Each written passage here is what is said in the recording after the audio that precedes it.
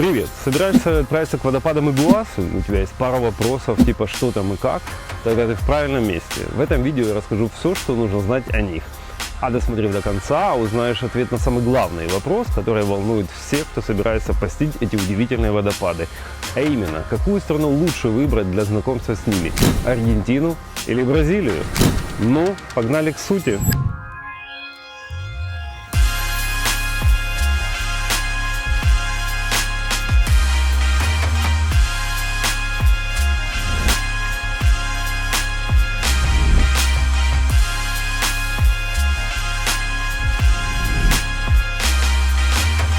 Итак, в этом выпуске мы отправимся в джунгли Южной Америки, где на границе между Аргентиной и Бразилией затаился, пожалуй, самый масштабный и впечатляющий водопад на планете.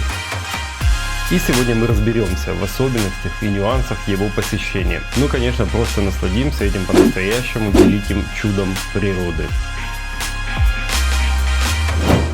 Как и в школе, прежде чем перейти к практике, пройдемся по теории. И для начала разберемся с вопросом, как правильно, водопад Д или водопады Игуасу? Как считаете? И правильный ответ – водопады. Так как это не один цельный водопад, а много отдельных каскадов, живущих, так сказать, по соседству. В среднем принято считать, что их 275, но бывает больше, бывает меньше. Все зависит от сезона и полноводности рек Парана и Игуасу, которые их формируют. Вся эта цепь из 270 водопадов делает Игуасу самым большим в мире по протяженности, которая составляет 2700 метров. Ростом он по меркам водопадного мира не блещет, но все же и не мал. Средняя высота составляет 64 метра, а в районе самой эффектной его части достигает 82 метров. Для понимания, самым высоким водопадом в мире является Анхель. Он из Венесуэлы с ростом 979 метров. Образовались водопады Игуасу, как предполагают ученые, около 150 миллионов лет назад в результате геологического разлома земной коры и достались современным Аргентине и Бразилии, которые весьма умело их эксплуатируют, организовав каждый со своей стороны по национальному парку и даже назвали их одинаково – Игуасу. Это одно из самых посещаемых мест в Южной Америке, и около 2 миллионов туристов ежегодно приезжают сюда. В общем, и Бразилия, и Аргентина довольно неплохо зарабатывают на них. Само название Игуасу в переводе с индейского языка гуарани означает «большая вода». И это прям в точку, ведь в пик сезона дождей эти водопады проливают до 13 миллионов литров воды в секунду. А это только представьте, примерно 5 олимпийских бассейнов в 1 секунду. В 2011 году Игуасу были выбраны как одно из новых 7 чудес света. В общем, я думаю, вы уже догадались, что это место стоит записать в ваш бакет-лист. Если вдруг подумали, что увидеть Игуасу это какая-то суперсложная затея, то спешу вас успокоить. Путешествовать к водопадам комфортно. Сюда можно легко добраться на самолете. В городах с обеих сторон водопадов есть полноценные аэропорты и вся необходимая туристическая инфраструктура. Мы прилетели сюда после не менее удивительной Патагонии и ее грандиозного ледника Перито Морено. Рекомендую посмотреть мой выпуск о них, если еще не смотрели. Наш перелет был с пересадкой в аргентинском городе Кордова, так как, чтобы добраться до водопадов из Эль-Калафате, нам нужно было пересечь практически половину континента. А эмбрайеры, на которых в основном летают здешние авиалинии, не рассчитаны на такие дальние расстояния. Друзья, но мы прилетели в аэропорт Пуэрто-Игуасу, города, который находится на аргентинской стороне водопадов. И тут уже так влажненько и тепло, как мы любим. Уже ничего холодного нету. Такое интересное кирпичное здание аэропорта. Видимо, достаточно не новое. Даже похоже мне немножко на фабрику, нежели на аэропорт, правда? Пуэрто-Игуасу, впрочем, как и его бразильский собрат Фоз-ду-Игуасу, давно и хорошо подготовлены для приема гостей. Поэтому здесь достаточно много вариантов, где остановиться. Тут, правда, стоит разделить их на два подхода. Первый – это отели в городе, а второй – это отели непосредственно на территории национальных парков у водопадов. Конечно, лучшим вариантом во всех смыслах будет отель водопадов, но цена от $600 за ночь устроит далеко не всех. Средняя же стоимость неплохого отеля в городе колеблется в диапазоне $100-250 за ночь. Мы остановили свой выбор на отеле Сент-Джордж. В нем нет ничего особо примечательного, кроме центрального расположения. Но в целом это вполне комфортный вариант для такого формата, могу рекомендовать. Его стоимость завтраком составила $110 за ночь. Вот, собственно, такой санузел. И, собственно, сам номер. Это какой-то еще даже мастер какой-то там категории. Был сделан нам бесплатный апгрейд. Ну и вот, собственно, вид из окна. Сам Пуэрто-Игуасу – это небольшой городок, в основном одноэтажной застройки, который живет по большей части за счет обслуживания туристов, прилетевших к водопадам. Главными его достопримечательностями являются отели, рестораны и магазины. Откровенно говоря, делать там особо нечего. Да и времени у нас на его исследование особо не было. Следующим утром мы встали пораньше, так как нам предстоял весьма насыщенный день.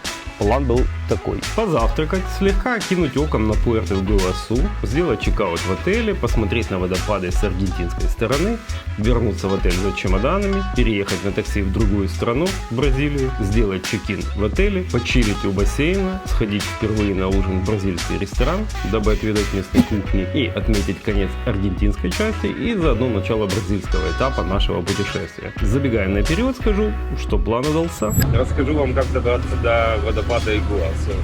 Значит, есть две опции. Первая – это автобусы компании Риу Уругвай. Собственно, вот, билеты туда и обратно будут стоить 320 песо, это практически 10, чуть меньше $10 на человека туда и обратно. Вариант номер два – это такси. Такси стоит порядка 900 песо в один конец. Для входа на территорию парка, конечно же, нужно приобрести билет. Стоимость на тот момент была на уровне $20 с человеком. Но учтите, цены в Аргентине довольно стремительно меняются из-за инфляции. Приобрести их можно в кассах у входа или на сайте национальных парков Аргентины. Ссылку найдете в описании к видео. Мы приобретали по месту, хотя в кассах есть риск попасть на очередь длиной в жизнь, но нам повезло. В общем, выбор за вами. Сам парк достаточно большой, и на его осмотр стоит заложить целый день. Учитывая это, здесь даже есть своя железная дорога. Она выполнена в таком вот слегка детском формате, но при этом не по-детски экономит время и силы. Даже в быстром темпе и при сильном везении с очередями его осмотр у нас занял более 5 часов. В парке проложено несколько маршрутов, которые позволяют прогуляться по разным частям водопадов и насладиться их красотой с разных ракурсов. Каждый из них стоит внимания, и я бы не советовал какой-то исключать. Сделаю короткую инструкцию про парк. Собственно, вот вход. Вот. Дальше вы идете. Здесь всякие лавочки сувенирные и так далее. Центральная станция, от которой отходит поезд. Вот он так идет до станции водопады. Здесь вы выходите, идете. Вот он, красный маршрут. Красный, это верхний маршрут. Возвращаетесь сюда и дальше идете мимо маяка на синий маршрут. Синий – это нижний маршрут. И вот как раз в этой точке вас ждет самый крутейший вид. Потом вы возвращаетесь вот так назад, идете на станцию поезда, садитесь вот в такой поезд. И едете, приезжаете на станцию последнюю лодка дьявола и сюда. Все. Ну, собственно, с красного маршрута мы и начали. Он проложен, так сказать, на верхнем этаже и в основном предлагает возможность наблюдать за водопадами в той части, где потоки воды обрушиваются вниз. Я бы характеризовал его как на краю обрыва или у истоков. Конечно, водопады Игуасу грандиозны и захватывают дух уже буквально с первых секунд знакомства. Буквально пару дней назад я абсолютно не был уверен, сможет ли хотя бы в принципе подтягаться хоть как-то водопад Игуасу с ледником Перито Морено, то сегодня я уже не уверен, как их расположить. Весьма вероятно, что они могут занять вдвоем первое место в моем сердце. целом верхний круг можно назвать прогревочным, и именно с него и нужно начать. Но не будем забывать, что мы в самых что ни на есть джунглях, а это всегда прекрасный шанс увидеть кого-то из местных животных. Трещит все, сверчит, пауков огромных, мохнатых. Здесь достаточно много разнообразной живности, но главными его обитателями являются вот такие вот милые и прожорливые насухи. Какую-то бумажечку вылизывает. Кого вы ждете? Едите в комнату, папа. Я каждому дам. Ты что? Сладенькая шоколадочку любит хороший. О, мужчина решил его так пригладить. Ну, ребятки, такие оказалось, что лучше этих животных не гладить. Вот такие прекрасные могозубы, вон какие-то, огонь. Но вернемся к водопадам и нижнему маршруту по ним. Проложен он как бы посредине каскада, так как рельеф местности в этой части делает Игуасу двухъярусными. Главных особенностей в этом маршруте две. Первая – это площадка, с которой впервые открывается панорамный вид на значительную часть водопадов, что позволяет лучше понять его размер. А вторая прям очень крутая. Заключается она в возможности подойти к одному достаточно внушительному каскаду практически на расстояние вытянутой руки. Место популярное, приготовьтесь потолкаться немного, но оно того стоило. Помимо впечатлений, бонусом был освежающий душ из брызг, что было как нельзя кстати, учитывая довольно жаркую погоду. Помимо прогулок по тропам вдоль водопадов, есть также возможность прокатиться в гущу событий на вот таких вот лодках. Но затея это требует времени и желания быть абсолютно мокрым, что не входило в наши планы. Но я думаю, это весело. Также при желании есть еще опция полетать на вертолете над Игуасу. Такой опыт, конечно, всегда очень впечатляет, но дело это обычно затратное. Стоит он здесь около $200 с человека. Изначально я надеялся, что мы успеем полетать, но плотность нашего графика вынужденно исключила и эту активность. Закончив с нижним и верхним трейлами, мы двинулись далее в сторону самой крутой части водопадов с эффектным названием «Глотка дьявола». Названа она так из-за впечатляющего вида и потрясающего звука, создаваемых этим мощным водопадом. Глотка дьявола представляет собой полукруглый участок водопада, где вода с огромной силой обрушивается в огромную расщелину, создавая облака водяного тумана. Кстати, помните, что Игуасу это 275 отдельных водопадов? Так вот, 150 из них приходится именно на глотку дьявола.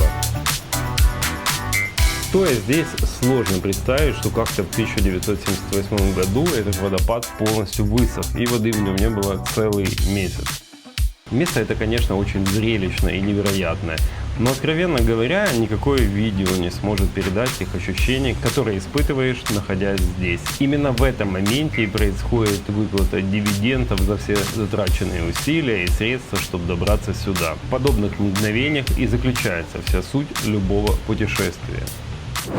На этом мы и закончили знакомство с Игуасу с аргентинской стороны и, согласно плану, отправились покорять Бразилию. Довольно часто пересечение границы автомобильным транспортом представляет из себя не самый приятный процесс, а особенно когда затягивается на часы. Но здесь он был максимально комфортным и быстрым. Мы с легкостью нашли таксиста у отеля, который за $20 согласился отвезти нас в бразильский Фоз ду Игуасу. Чтобы до него добраться, нужно пересечь реку Игуасу по мосту, обеим сторонам которого и находятся пограничные пункты пропуска стран. Собственно, сам досмотр максимально упрощен. В Аргентине нам даже не пришлось выходить из такси, просто передав паспорта для отметки в окошко, которое действует по принципу Макдрайва. Столь либеральный подход продиктован соглашением о свободной экономической зоне между Аргентиной, Бразилией и Парагваем. С бразильской стороны процесс был более привычным, но тоже очень быстрым. Мы уже счастливые обладатели въездного штампа в Бразилию. Ничего, собственно, не надо, кроме того, чтобы выйти из машины. Это, конечно, наглость по сравнению с аргентинским подходом. И дать паспорт, штамп. Для украинцев виза в Бразилию не нужна. И, впрочем, как и в Аргентину, без визы можно находиться 90 дней на территории обоих стран. Фос ду Игуасу по своей сути такой же, как и Пуэрто-Игуасу, только в Бразилии и ничем особо не примечателен. По этой причине мы и не стали уделять ему внимания. Собственно, и отель выбрали за городом, ближе к водопадам и аэропорту, откуда нам предстоял вылет на следующий день. Собственно, идем сейчас в наш номер 1058. Отель такой прикольненький, новый, видно с какой-то идеей. Мы сейчас еще рассмотрим с какой. Тут у нас небольшая не ванная, что ли. И здесь почему-то дали нам еще, видимо, нас ждали вместе с Варей. Такая вот гигантская кровать. Мне кажется, это реально свободно может человека 4 в этом номере остановиться. Но, в принципе, все равно это одна ночь техническая перед бразильской стороной водопадов Игуасу. Вот такой вид из окна. Отель оказался с легкими нотками резорта, что было как нельзя кстати после всех наших переездов. Почилив немного у бассейна, мы с новыми силами отправились на первый ужин в Бразилии. Ресторан номер 1, который называют Поря Ком Арта. Невероятное место. Нас очень тепло встретили. Рассказали о каждом шикарном английском языке, что, поверьте мне, здесь проблема. В отеле, например, вызывают отдельного человека из какого-то кабинета, который с нами общается на английском. Сказали закуски, честно говоря, не помню сейчас, как они называются. Крокеты, какая-то штука, все с мясом. Просто потрясающе вкусно. It's the Brazilian name is bife a cavalo. It's with the filet mignon, one egg in the top, Brazilian couscous, we call it farofa, and grilled banana. So, Brazilian caipirinha. It's a really big one. It's a great one, huh? Yeah. And just because it's a higher cocktail, we provide this extra shot. It's also cachaça. It's the right drink for the caipirinha. So it's alcohol? Inside, yes. Inside also has, but it's a higher drink, and we provide this extra shot. And the right moment is in the halfway, because the ice is melting, and it's good to add. Yes. And Great. Когда будете в Фос ду Игуасу, не думайте, куда идти вам на ужин, только в этот ресторан. Просто очень. Следующий день обещал быть не менее интригующим и насыщенным. Начать мы его планировали у водопадов Игуасу с бразильской стороны, а закончить ужином в Рио-де-Жанейро, отмечая День Святого Валентина. В Бразилии, в отличие от Аргентины, прекрасно работал Uber, чем мы и воспользовались, чтобы добраться к водопадам. Учитывая невысокую стоимость, я бы назвал Uber оптимальным транспортом для Фос ду Игуасу. Ну, давайте к парку. Находится он в 20 километрах от центра города и был открыт в 1939 году. Билеты в данном случае мы приобрели заранее на сайте парка. Ссылку найдете в описании к видео. Стоимость составила порядка $15 со взрослого. После входа вы попадаете в такую вот организованную зону ожидания для посадки на автобус. Как видите, людей совсем немного. То ли нам повезло, то ли бразильская сторона не столь популярна, как аргентинская. Далее вас ждет 15-минутная поездка по территории и заканчивается на отеле Бельмонт дас Катаратас. Это как раз один из тех двух, что располагается у водопадов. Отсюда и стартует, скажем так, тропа с видами на водопад. В целом, бразильская сторона намного меньше аргентинской, и здесь нет разнообразия маршрутов. Из общей протяженности водопадов 2700 метров, напомню, бразильцам достались всего лишь 800 из них. На эту тему даже есть местная шутка о том, что Аргентине достались водопады, а Бразилии вид на них. Надеюсь, бразильцы не в обиде. На мой взгляд, водопады поделены справедливо и логично, а именно по центру реки Игуасу. Собственно, тропа ведет к обзорной площадке, которая расположена на краю одного из каскадов. Прогулка, правда, сопровождается небольшим душем, который генерит каскад повыше. Но это скорее плюс, чем минус, учитывая жаркую погоду. В итоге с этой площадки открываются впечатляющие виды на бурлящие потоки водопадов практически со всех сторон. В том числе в глубине виднеется и глотка дьявола. Но с аргентинской стороны вид на нее в разы лучше, на мой взгляд. Кстати, если захотите постоять там подольше, то прихватить дождевичок будет не лишним. Еще здесь есть возможность подняться на этаж выше и полюбоваться за все теми же видами, но с другого ракурса. Боишься? Да. Для этого здесь есть вот такой вот специальный лифт. Думаю, это место станет узким горлышком в дни, когда туристов здесь побольше. Но чтобы в очереди было не скучно, они тут такой небольшой водопад соорудили. Нам вид со второго этажа показался наиболее впечатляющим на бразильской стороне.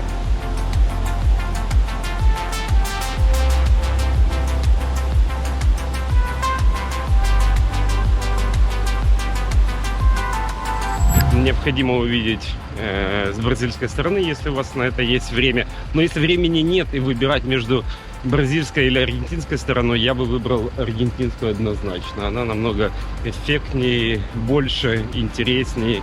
Но на нее необходимо целый день. Если у вас всего 2-3 часа на осмотр водопадов, хотя в принципе это не совсем правильно ехать на водопады и иметь всего 2-3 часа, но тем не менее, если так сложилось, то тогда, конечно же, вам бразильская сторона подойдет больше.